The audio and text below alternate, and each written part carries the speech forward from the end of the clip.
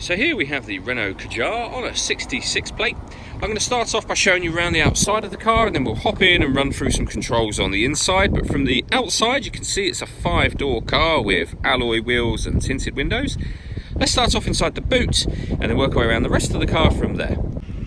So as we approach the boot, you can see we have reversing sensors, plenty of boot space as well. These trays lift up to give you even more boot space underneath, as you can see demonstrated here.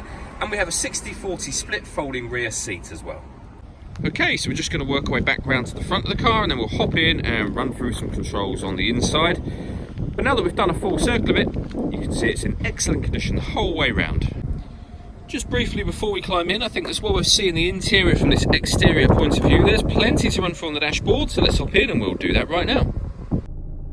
Okay, now that we're inside the car, we're going to start with the dials. In the very centre, we have a digital readout for the speedometer and the rev counter around that.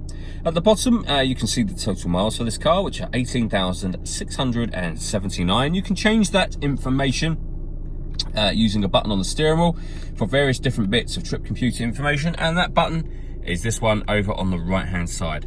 We've also got phone controls over there as well, and on the left hand side we have cruise control. The phone controls of course can only be used after such time as you paired up the phone, and that is done over on the touchscreen in the centre.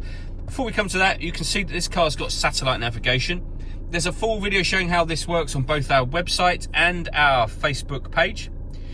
When it comes to music in this car, we've got digital radio. In fact, if we press the band button down there, you'll see we have FM, AM and digital radio. If you want to listen to your own music, you can do. You can do that if we press the home button. You can do that via the auxiliary input, the USB input, all of which are under this media heading here. But we've got 2 USB inputs, auxiliary input, and you can stream your music wirelessly via Bluetooth audio as well. So plenty of ways to listen to your music in this car. Beneath that, we've got dual zone climate control.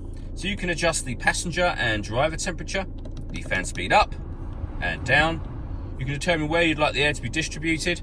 The air conditioning is on when that light shows, so off or back on again. Or you can hit auto, and the car will now take full control in order that it maintains those temperatures for you. To override that, just readjust the fans at any point in time you wish to put it back onto a manual mode. Under that, you'll see a 12-volt charging socket, the 2 USB inputs that we talked about a moment ago, as well as the auxiliary input, the fully automatic gearbox, the electronic handbrake, and then the buttons to actually turn the cruise control on in the first place.